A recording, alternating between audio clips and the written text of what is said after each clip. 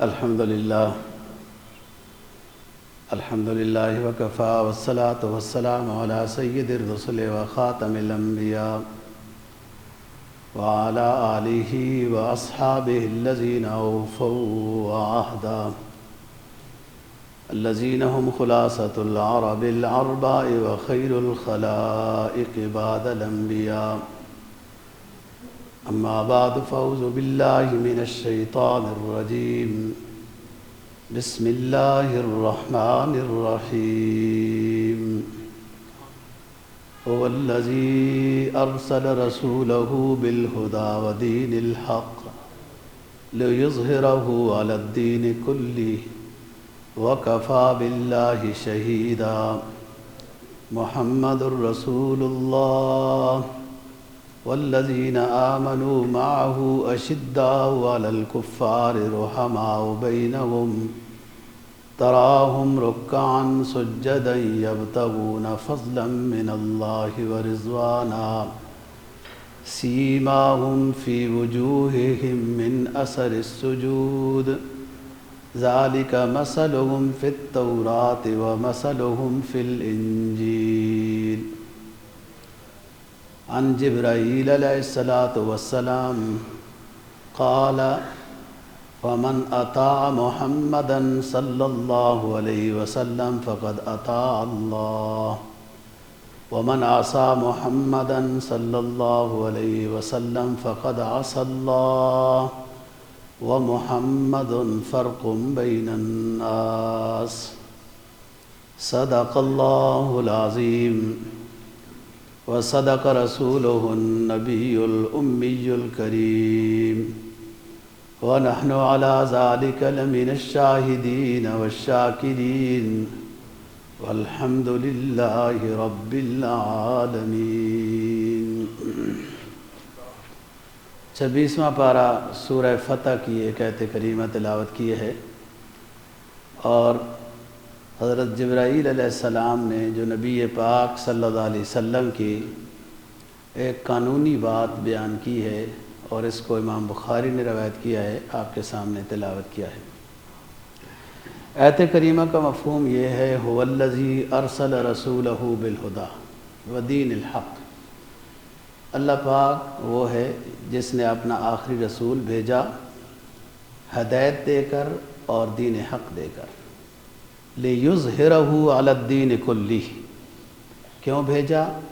تاکہ یہ آخری دین سارے ادیان پر غالب آئے گا. لِيُظْهِرَهُ عَلَى الدِّينِ كُلِّهِ وَكَفَى بِاللَّهِ شَهِيدًا. اور اس پر اللہ گواہ ہے، اللہ نے خود بھیجا ہے. محمد الرسول اللہ، محمد اللہ کے رسول ہیں.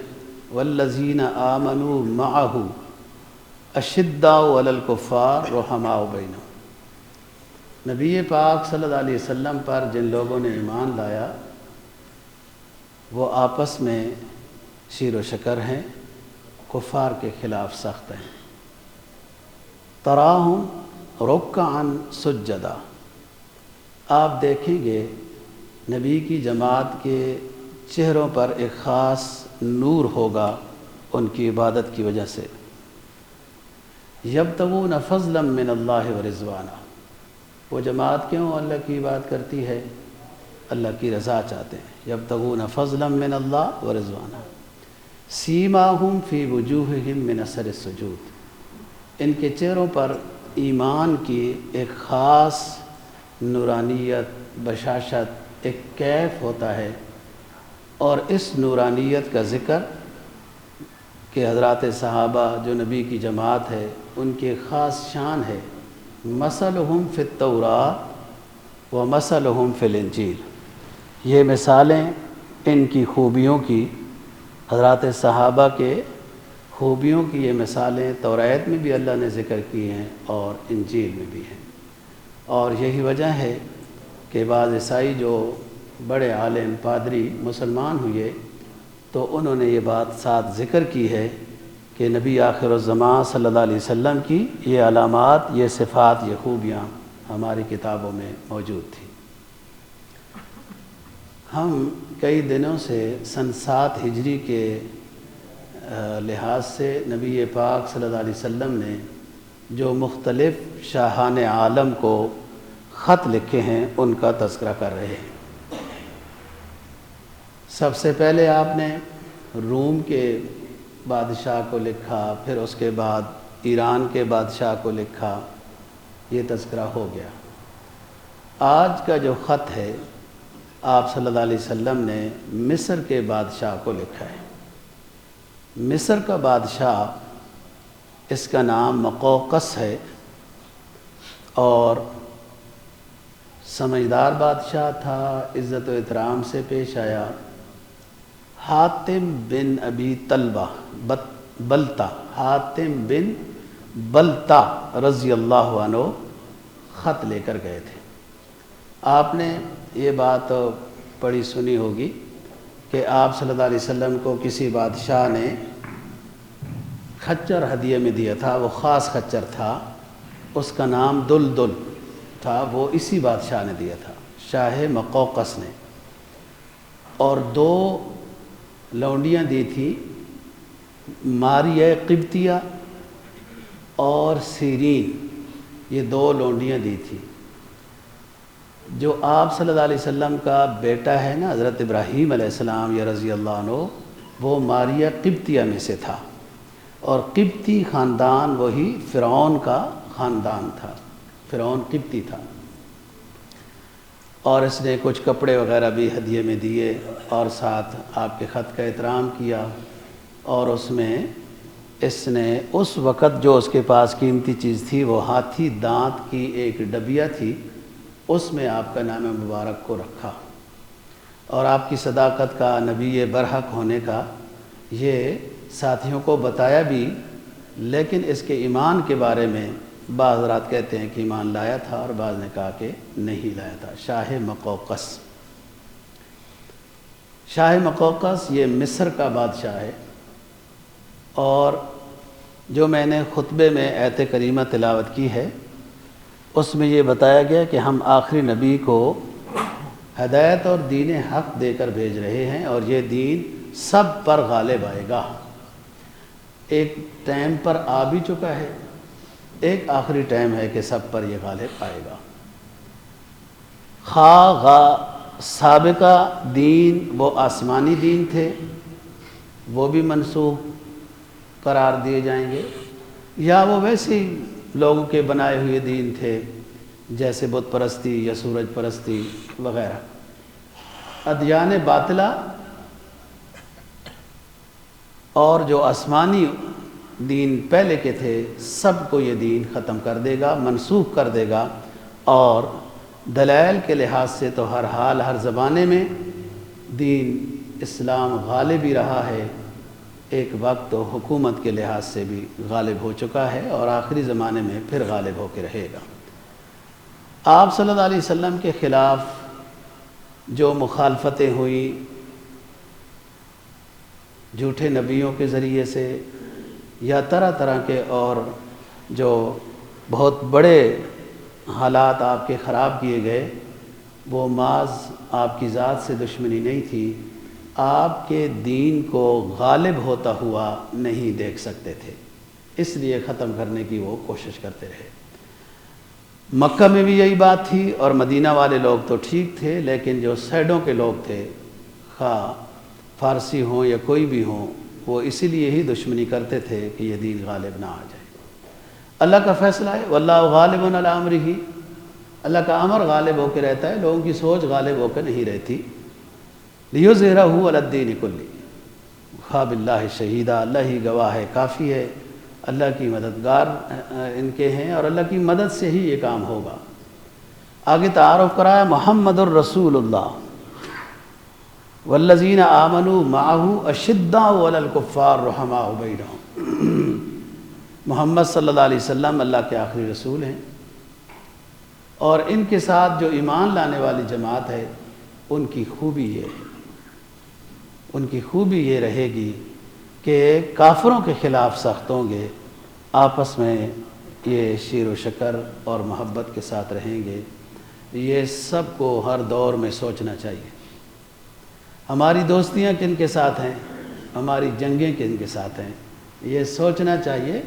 مسلمان کا تعارف یہ ہے کہ وہ کفار کے مقابلے میں سخت ہوتا ہے. ہم کفار کی مان کر اپنوں کو مارتے ہیں. جی ہماری یہ خوبی ہو گئی ہے, ہماری پہچان یہ ہو گئی ہے. اور ہمیشہ پڑوسیوں کے ساتھ اڑا کے رکھنا کوئی کمال نہیں ہے, وہ ہر روز کا درد سر ہوتا ہے.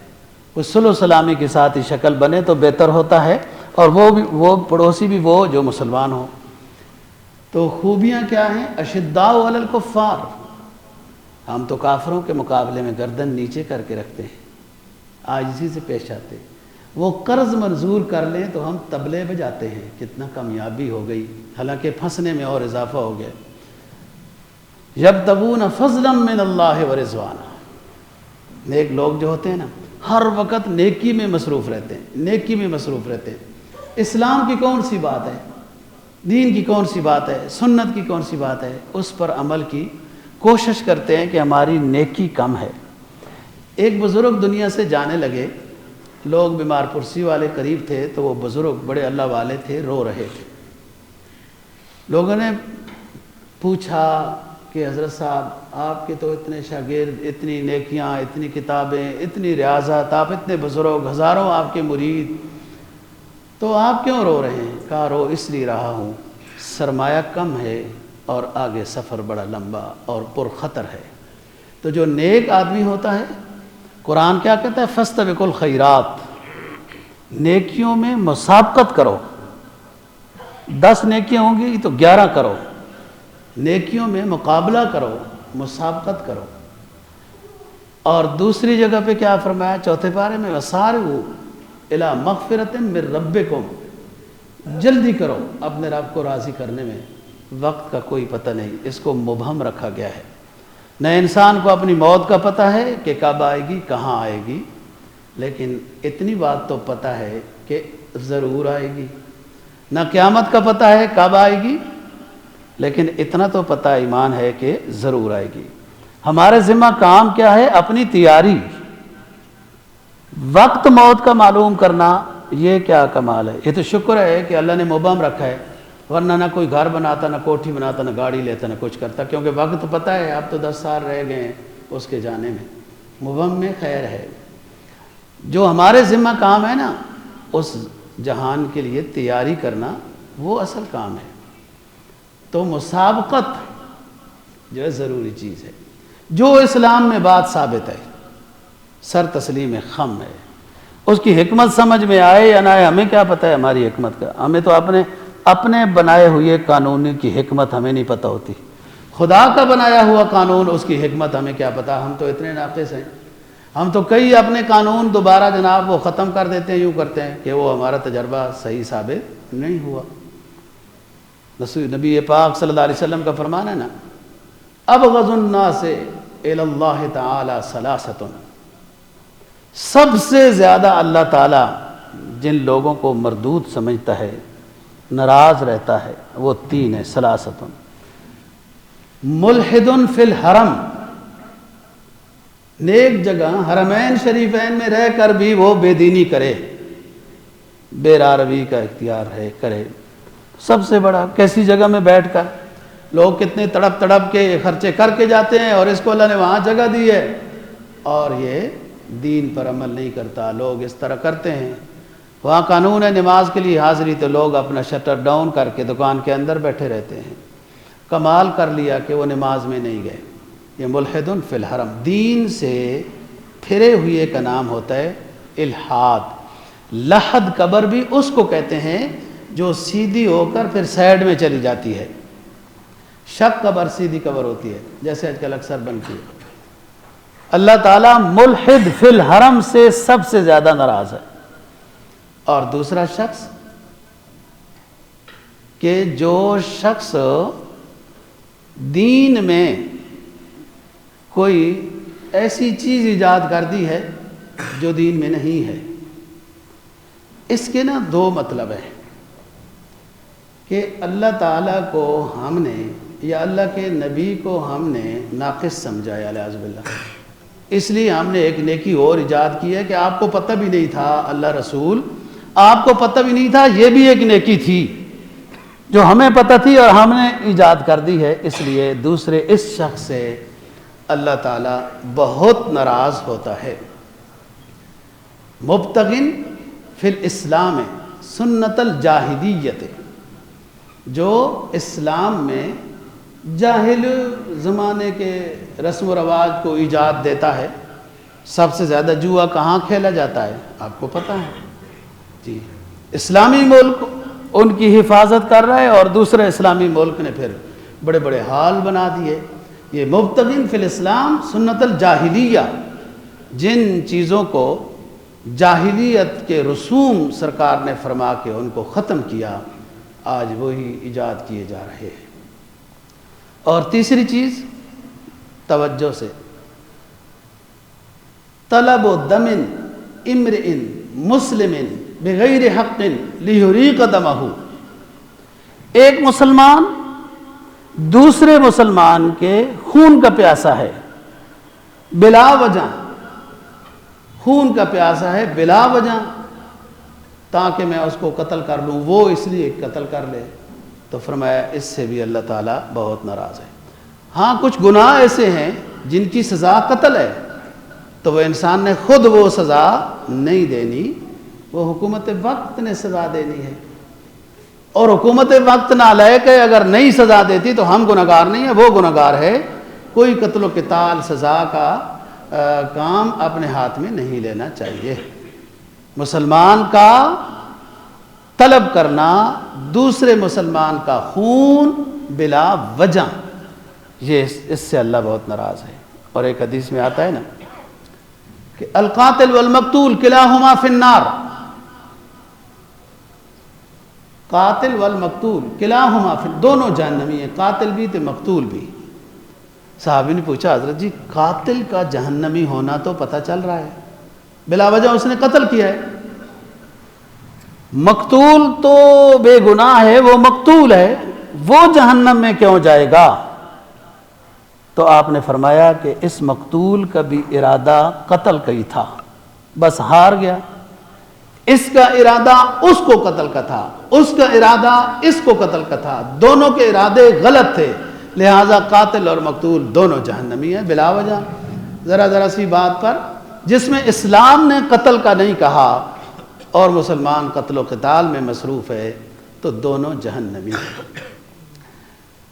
تو اسلام کی ہر وقت شوق ہو کہ میرے اندر کون سی نیکی کی کمی ہے وہ آنی چاہیے، کون سا میرے اندر گناہ ہے وہ دور ہونا چاہیے، یہ مطلوب شریعت ہے۔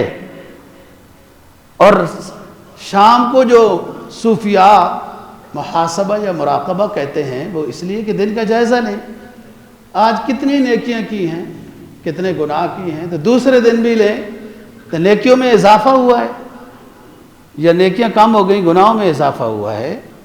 کامیاب زندگی اس کی ہے جس کے گناہوں میں کمی آ رہی ہے اور اسلام اس کو سمجھ آ رہا ہے۔ حضرات صحابہ رضی اللہ تعالیٰ عنہ کی تعریف جو کی گئی نا جی، ہم رہبان باللیل و رکبان بالنہار، رات کو قیام میں نظر آتے تھے، دن کو جہاد میں نظر آتے تھے، اور جب اسلام کی بات ان کے سامنے آئی تو کان وقف حدود اللہ، اللہ کی بات سامنے آ گئی، اللہ رسول کی بات سامنے آ گئی، بس ختم، آگے کوئی بات تعویل حکمت سمجھ آئے یا نہ آئے، بس یہی خوبی ہو مسلمان میں، جب اسلام کی بات اس کے سامنے آئے سر تسلیم خم کرے۔ ایک مرتبہ کچھ صحابہ نے ازواج نبی صلی اللہ علیہ وسلم سے رسول پاک صلی اللہ علیہ وسلم کی گھر کی زندگی کے بارے میں پوچھا کہ آپ گھر میں جاتے ہیں تو کیا کرتے ہیں؟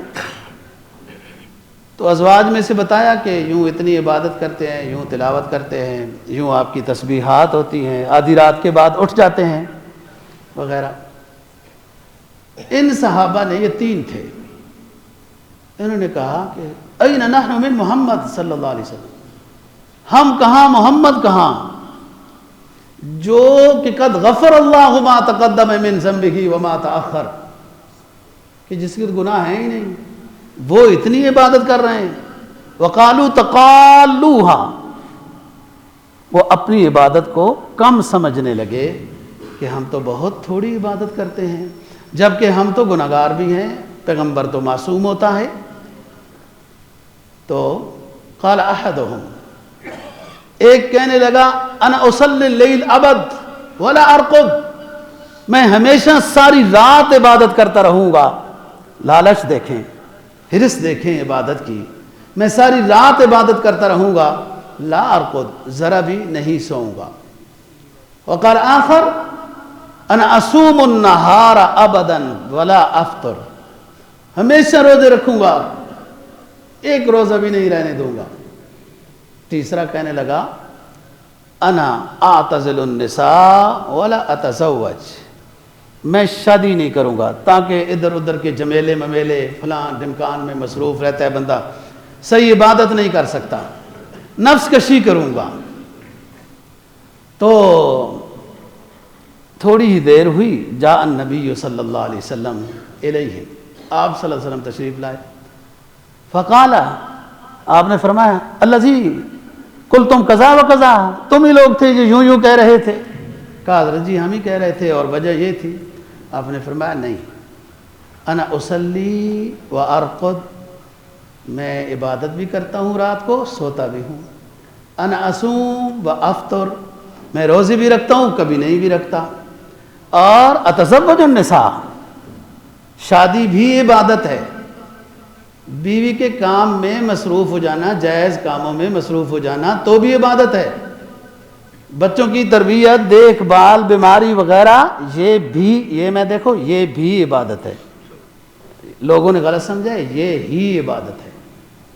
بس بیوی بچوں کا رزق کما رہے ہیں نا جناب، یہ عبادت ہے، باقی ساری عبادتیں فراموش نا، یہ بھی عبادت ہے۔ نماز یہ بھی عبادت ہے، روزہ بھی عبادت، بہت ساری عبادتیں ہیں جو ساری کرنی ہیں مسلمان نے۔ ہر عبادت کا اپنا اپنا موقع اور محل ہوتا ہے۔ تو اس نے یہ سمجھا کہ شادی جو ہے وہ کرتا ہے بندہ تو وہ اس کام میں جب مصروف ہوتا ہے تو پھر عبادت نہیں ہو سکتی، نہیں یہ بھی عبادت ہے۔ اور فرمایا دیکھو یہ میرا طریقہ ہے، کبھی روزہ کبھی نہیں، نماز اور نیند بھی اور شادی بھی کرنا۔ فمن رغب عن سنتی فلیس منی، جس نے ہماری سنت سے مطلب ہے کہ روگردانی اختیار کی اور میری سنت پر عمل نہیں کیا، وہ ہم میں سے نہیں ہے۔ بعض علماء نے ایسا کیا اور اس پر کتابیں بھی ہیں کہ العلماء العزاب ترجیح العلم علی الازدواج، کہ وہ ایسے نفس مارنے والے علماء جنہوں نے اپنے آپ کو علم دین کی دعوت و تبلیغ میں مصروف رکھا، شادی نہیں کی۔ اور اس میں امام اعظم ابو حنیفہ رحمہ اللہ تعالیٰ کا مسلک یہ ہے کہ نہیں، یہ کمال نہیں ہے، کمال پیغمبر کی سنت پر عمل کرنا ہے اور شادی کرنی چاہیے۔ جبکہ امام شافعی رحمہ اللہ کا مسلک یہ ہے کہ العلماء العزاب ترجیح العلم علی الازدواج، شادی نہیں کرنا، خود شادی کی۔ امام شافعی رحمہ اللہ کا مسلک ہے شادی نہ کرنا، دین کے کام میں مصروف رہنا بہتر ہے، لیکن خود شادی کی۔ بات یہ نیکی، ریاضت، ولایت، تقوی ہر اس کام میں ہے جو نبی پاک صلی اللہ علیہ وسلم نے کیا ہے۔ تو صحابہ کا شوق دیکھو کہ اس حد تک وہ یہ کہ ہم تو جناب نبی پاک صلی اللہ علیہ وسلم تو معصوم ہیں اور وہ اتنی عبادت کر رہے ہیں تو ہم ہمیشہ یہ کام کریں گے۔ اسلام رہبانیت کا تصور بھی نہیں دیتا، اور اسلام بالکل صرف گھر بار اور بازار کا ہی بن کے رہ جائے اس کا تصور بھی نہیں دیتا۔ دونوں کو لے کے چلنا ہے، اور نیت درست ہوگی تو ارکان اسلام تو بجا لانے ہی لانے ہیں۔ کاروبار اور یہ چیز جب نیت درست ہوگی تو وہ بھی عبادت ہے، اس میں جھوٹ نہ ہو، سچائی ہو، دھوکہ نہ ہو، تو ہر کام عبادت ہے۔ زاویہ نظر انسان کو تبدیل کرنا چاہیے، درست رکھنا چاہیے۔ جناب نبی پاک صلی اللہ علیہ وسلم آرام فرما رہے ہیں، فرشتے آتے ہیں، فرشتے آتے ہیں خواب میں، جاءت الملائکۃ وہو نائم، آپ سو رہے ہیں. فقالوا ان لصاحبکم ھذا مثلا فاضربوا له مثلا. ایک فرشتہ دوسرے کو کہنے لگا یہ ساتھی ہیں نا جو جن کے پاس آنا تھا آج. انہوں نے کہا یہی ساتھی ہیں, مثال دو نا. اس نے کہا کیا مثال دیں؟ انہ نائم, یہ پیغمبر جن کے آپ آئے ہیں اور باتیں ہم نے کرنی ہیں یہ سو رہے ہیں. دوسرا فرشتہ یعنی جبرائیل علیہ السلام کہنے لگے ان العین نائمۃ والقلب یقظان. اب یہ حدیث آپ خود بیان کر رہے ہیں اور حدیث جو ہوئی ہے وہ خواب میں ہے. تو وہ دوسرا فرشتہ کہنے لگا نہیں, آنکھیں بند ہوتی ہیں, پیغمبروں کا دل جاگتا ہوتا ہے. اس لیے پیغمبر کی خواب بھی وہی ہوتی ہے اور حجت ہوتی ہے امت کے لیے. اس پر بھی عمل کرنا ضروری ہوتا ہے. وہی خواب ہی تھی نا تو جو عمرے کے اوپر آپ تشریف لے گئے تھے, نبی کی خواب, ہر نبی کی خواب لیتے. تو پھر آپس میں کہنے لگے فَقَالُوا مَثَلُهُ كَمَثَلِ رَجُّلٍ بَنَا دَارًا مَثَلُهُ كَمَثَلِ رَجُّلٍ بَنَا دَارًا وَجَعَلَ فِيهَا مَأْدُوبًا وَبَعَثَ إِلَيْهَا دَاعِيًا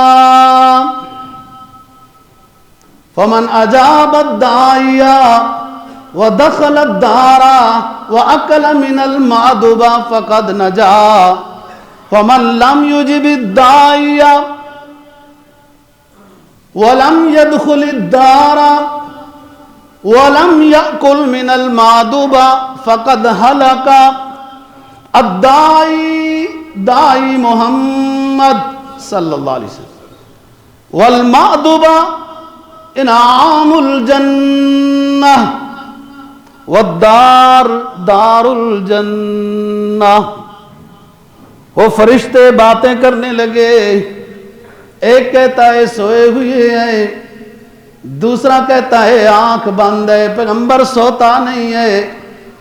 اس لیے تو اصول شریعت ہے کہ پیغمبر کی نیند پیغمبر کے وضو کو نہیں توڑتی. پیغمبر سو بھی جائے, کئی گھنٹے سونے کے بعد بھی پیغمبر اٹھے اور باوضو سویا ہو تو وہ نماز پڑھ سکتا ہے. آج یار لوگوں نے صبح کی نماز میں آ کر سنتیں پڑھ کر مسجد میں لیٹ کر خراٹے لگانے لگ جاتے ہیں, اس لیے کہ پیغمبر سو جاتا ہے تو اس کی نیند اس کا وضو نہیں توڑتی, تو ہمارا وضو بھی نہیں ٹوٹتا. کیا بات ہے, کیا مطلب اور مفہوم سمجھا ہے حدیث کا. وہ تو خصوصیت پیغمبر ہے. امتی سوئے گا تو وضو ٹوٹ جائے گا, محمد سوئے گا تو وضو نہیں ٹوٹے گا. یہ فرق ہے نا, عوام میں اور پیغمبر میں فرق ہے. وہ مثال دینے لگے, ایک شخص ہوتا ہے جس نے گھر بنایا, اس میں دسترخوان سجایا, لوگوں کو دعوت دینے لگا, او لوگو میرے گھر میں داخل ہو جاؤ. اس میں کھانا بھی تیار ہے, دعوت بھی ہے. جس شخص نے اس بلانے والے کی دعوت کو قبول کیا, گھر میں داخل ہوا, دسترخوان سے کچھ کھایا تو وہ کامیاب ہو گیا. جو اس نے دعوت کو قبول نہیں کیا, گھر میں داخل نہیں ہوا, دسترخوان سے کچھ نہ کھایا, وہ ہلاک ہو گیا. پھر دوسرا فرشتہ کہنے لگا جو آپ بیان کر رہے ہو اس کی تعبیر تو بتاؤ, کیا گھر ہے, کیا دائی ہے؟ کہا دائی محمد خاتم النبیین صلی اللہ علیہ وسلم ہے, جو لوگوں کو دعوت اللہ دے رہا ہے, جدھر بلا رہا ہے وہ جنت ہے, وہ دار وہ جنت ہے, اور مأدبہ وہ جنت کے نعمتیں ہیں. جس نے مانا محمد کی بات کو وہ کامیاب ہو گیا, اور جس نے نہ مانا, دعوت کو نہ مانا, وہ ہلاک ہو گیا. یہ مثال ہے نبی پاک صلی اللہ علیہ وسلم کی, اور یہ دعوت جاری ہے. نبی دنیا سے پردہ کر گئے, اتنی بڑی جماعت چھوڑ گئے جو 1.5 لاکھ کے لگ بھگ تھی. اس 1.5 لاکھ جماعت نے صرف 1.5 لاکھ اور بندے نہیں تیار کیے, وہ لاکھوں تیار کر گئے. کہاں تک اسلام کا پرچم حضرات صحابہ رضی اللہ عنہم نے لہرایا، کہیں دعوت نے کام کیا، کہیں صحابہ کے کردار نے کام کیا۔ وہ دیکھا، انہوں نے کہا وہ نورانی چہرے، کیا عاجزی انکساری، کیا ان کے اندر خدمت گاری۔ صحابہ کے اعمال اور کردار کو دیکھ کر نا جی بہت سارے علاقے دین میں داخل ہوئے۔ مسلمان کی شان یہ ہونی چاہیے، عبادت کے لحاظ سے بھی وہ اثر کرتا جائے، اور اپنے معاملات کے لحاظ سے، کردار کے لحاظ سے، تقوی کے لحاظ سے، گفتار کے لحاظ سے وہ ایک اچھا انسان ہو، صاف ستھرا انسان ہو۔ دوسرے بندے آپ کو کہنے کی ضرورت نہیں، اشتہار لگانے کی ضرورت نہیں، یوٹیوب ٹک ٹاک پر کرنے کی کوئی ضرورت نہیں ہے، وہ خود بخود ہی رب العالمین کی طرف سے ایسے نیک بندے کی مقبولیت کی تشہیر کر دی جاتی ہے۔ حدیث میں آتا ہے نا جی کہ ہم جس بندے سے راضی ہو جاتے ہیں، جس بندے سے راضی ہو جاتے ہیں، پھر فرشتوں کو حکم دیتے ہیں جاؤ دنیا میں گھوم جاؤ، ان کے دلوں میں ڈالو ہم اس سے پیار کرتے ہیں، تم بھی اس سے پیار کرو، یہ اللہ کی طرف سے پھر عطا ہوتی ہے۔ تو ہم شاہ مقوقس کی بات کر رہے ہیں جی۔ شاہ مقوقس یہ مصر کا بادشاہ ہے، مصر، اسکندریہ وغیرہ یہ چیزیں، یہ پہلے سے نبی پاک صلی اللہ علیہ وسلم کا تعارف سن چکا تھا، خط آج پہنچ رہا ہے۔ ایک صحابی ہیں بڑے مشہور، حضرت مغیرہ بن شعبہ رضی اللہ تعالیٰ عنہ، بہت مشہور، میں نے کہا ہے ان کے خاص کارنامے ہیں۔ یہ مسلمان نہیں ہوئے تھے، اپنے کاروباری لحاظ سے مصر گئے تھے، ہوتے ہوتے پورا ایک وفد تھا، بنو مالک ان کے ساتھ تھے، بنو مالک قبیلے کے لوگ ان کے ساتھ تھے۔ بادشاہ کو پتہ چلا، ان کو بلایا، مصر کے بادشاہ مقوقس نے ان سے پوچھا کہ آپ لوگ کہاں سے آئے ہو؟ کہا یوں ہیں، ہم حجاز سے آئے ہیں۔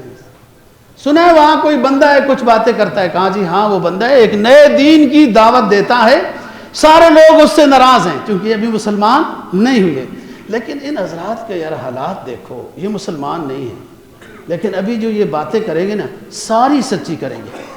ابو سفیان نے جب وہ باتیں کی تھی تو اس وقت وہ مسلمان نہیں ہوئے تھے ہرقل کے، تو وہ ساری سچی باتیں کی ہیں۔ کافر ہو کر یار مشرکین مکہ میں سے یہ مشرک ہو کر، کافر ہو کر سچ بولتے ہیں، اور جب ان کے دلوں میں ایمان آیا تو یہ کتنے سچے ہوں گے، آپ خود اندازہ لگاؤ نا۔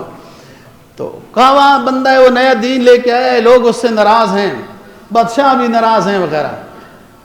کہا وہ کس طرح کی بات کرتا ہے، کیا دعوت دیتا ہے؟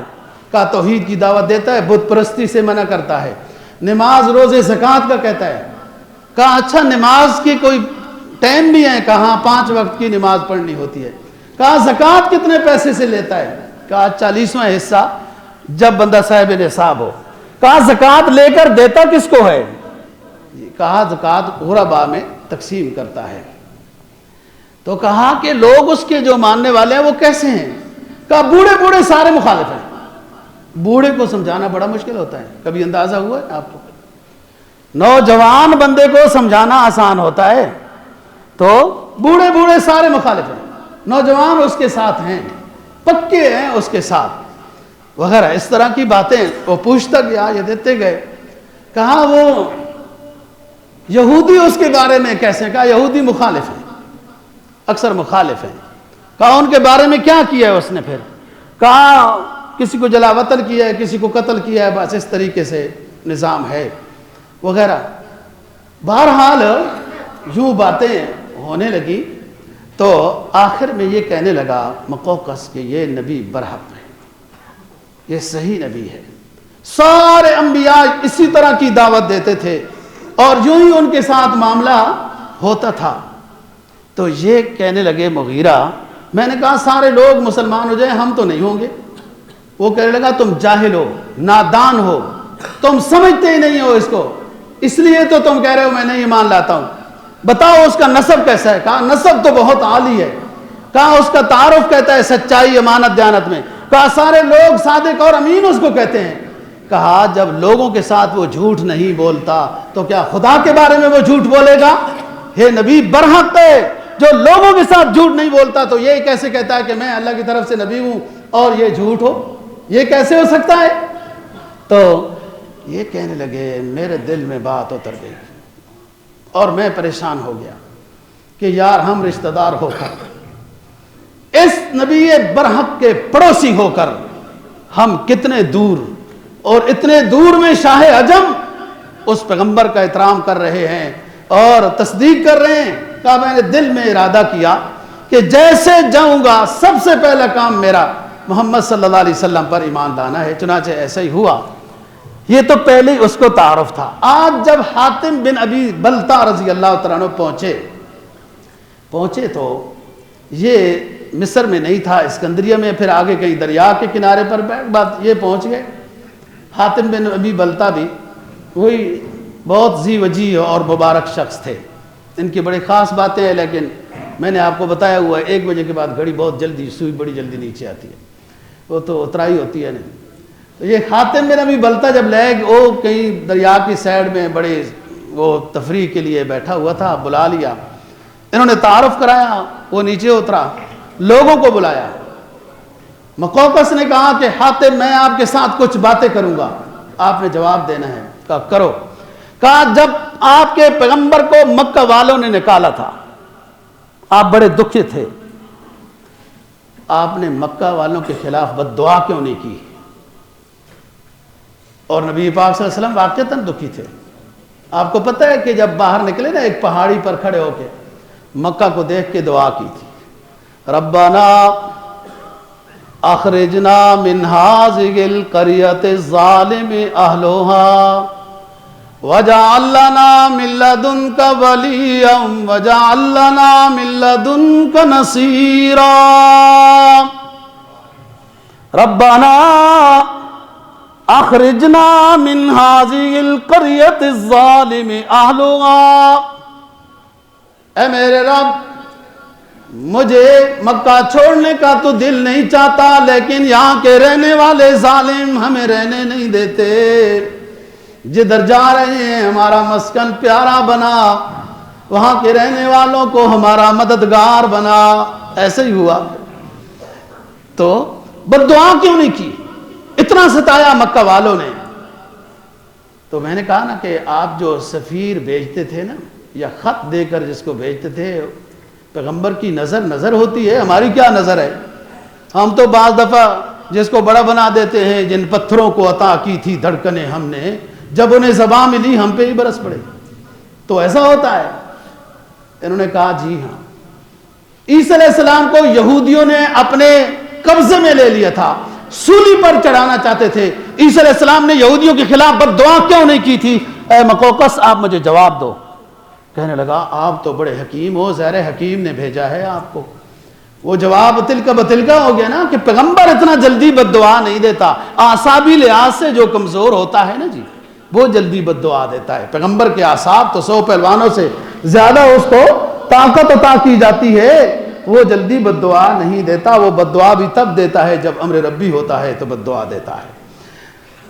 پھر آگے حاتم نے کہا سنو بات، اس مصر میں ایک اور بادشاہ بھی گزرا ہے، بڑی اس کی کر و فر تھی، اس کی ہلاکت سے عبرت حاصل کرو. وہ کیا کہتا تھا؟ انا ربکم الاعلی. او بنی اسرائیلیو قبطیو، میں تمہارا سب سے بڑا رب ہوں، الہ ہوں، مجھے سجدہ کیا کرو. یہ فرعون تھا، وہ اتنا بڑا بادشاہ جو پانی پر اس کی حکمرانی نہیں، پانی نے اس کو غرق کر دیا. فغشیہم من الموج ما غشیہم. ایمان چیز ہے، وہ دیکھو ویسی باتیں کر رہا تھا. انا ربکم الاعلی کہنے والا ہلاک ہو گیا. مقوقس اس سے عبرت حاصل کرو. ہمارے پیغمبر کی تبلیغ پوری دنیا پہ جائے گی.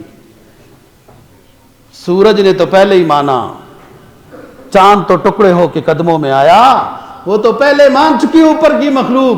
عرش کے اوپر گئے، ساری کائنات نے وہاں جو بسی ہوئی تھی صلاۃ و سلام پڑھتے رہے. انبیاء سابقہ 20 ہمارے پیغمبر پر ایمان لا. یہ سارا علاقہ ہمارے پیغمبر کا ہے. اور فرعون کی ہلاکت سے سبق حاصل کرو، سبق حاصل کرو. اور یہ جہاں تبلیغ ہوگی, جہاں مخالفت ہوگی, وہاں پر پھر یہ پیغمبر جہاد والا پیغمبر ہے. ہری شاخ تمنا ابھی جلی تو نہیں,